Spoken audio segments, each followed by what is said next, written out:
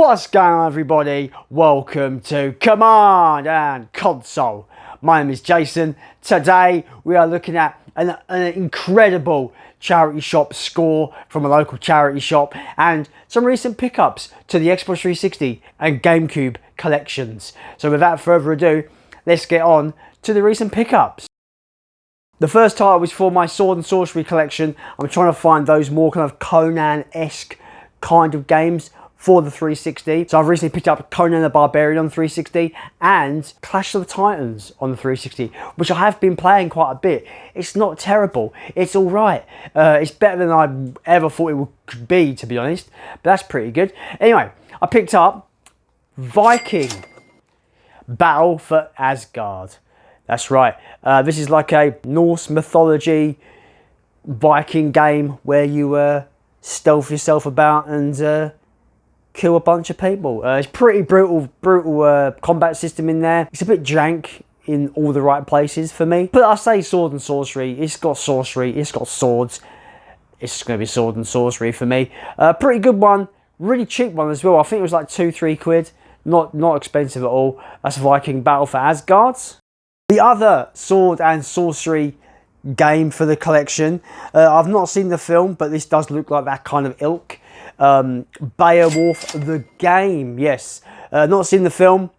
My girlfriend wonders why I even bought the game if I've not seen the film, but I digress. I just wanted the game. It was £1. Why not for a quid, you know? It could be terrible. It looks like a God of War clone, so it could be a janky God of War game or that ilk, I suppose, but that's Beowulf the game. Next up is a movie tie-in game, Wanted, Weapons of Fate.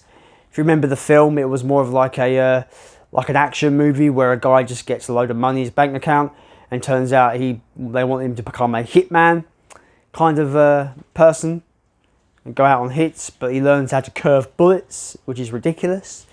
The film is so-so, I suppose, but the game looks pretty fun. Looks like a Max Payne kind of clone kind of game where you can slow down time and curve bullets around corners and shit. I've always wanted to give this a try, so it looks pretty fun. The film's average. Could this be better than the film? Let me know. That's Wanted, Weapons of Fate.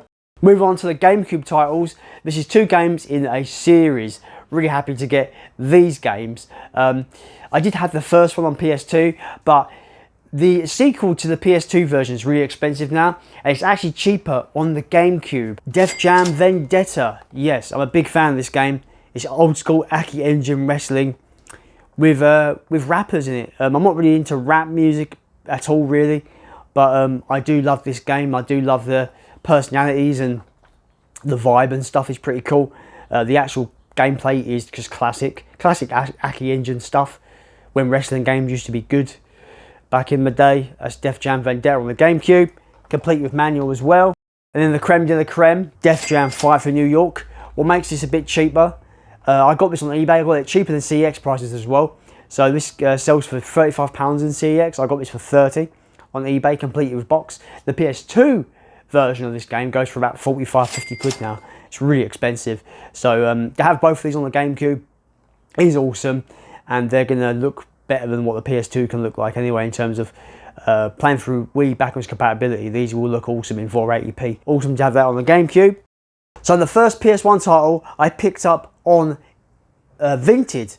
I got this for a tenner. Now, this is not the version I was hoping to get of this game for PS1. This game originally came out, when it concerns the Black Label version, in a twin case. You know, some games back in the day on PlayStation would come out in those twin cases. Not every game. A said few would come out in those twin cases. And this game was no exception. Doom on the PS1.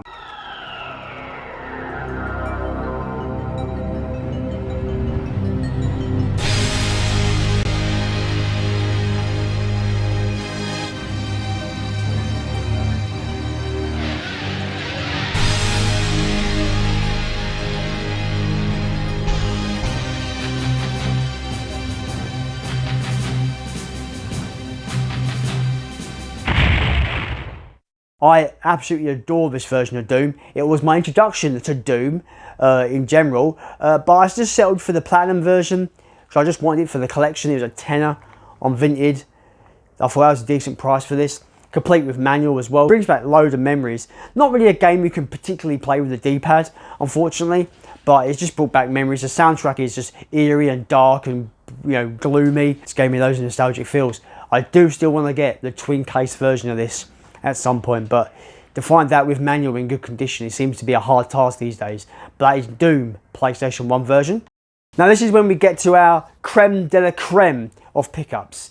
Now, if I bought these 3 PS1 games in CEX, they would cost me £45. But I found these in the charity shop, £3 a piece. They're not in the greatest condition, but they play, they work. That's all I care about. They're complete with manual as well. This might be the best haul of video games I've ever found in charity shops. And my charity shops where I live are dreadful most of the time. Because I just asked the lady at the desk and she was like, oh yeah, we've got some games in the back. And she got her colleague to go and get them out of the back, and there we go. £3 a piece. The sad part is they had Simpsons Hit and Run for the PlayStation 2. It didn't have the disc though, so I was well bummed out. It had the manual though, it was all there. You know, case, manual, no disc, so I left it. But they had 3 PS1 games, like I said. The first PS1 game is the Platinum Edition of Crash Bandicoot. CEX sell this for 20 quid, complete with manual. This was £3, complete with manual. Like I said, it's not in the best condition, but it works. It works. I'm actually surprised the hinges aren't broken, to be honest. But that is Crash Bandicoot for the original PlayStation for only 3 coins. The second PS1 game from the charity shop for only £3 is Crash Bandicoot 2. But I didn't buy these to sell on, I bought these for the collection. These were always on my list to get for my PS1 collection. So to find these in the charity shop for £3 a piece, I'm so exceptionally happy about it. That's Crash Bandicoot 2, Cortex Strikes Back. So it's so good, man. 3 quid, man. You can't go wrong. Complete with manual as well. So happy about it.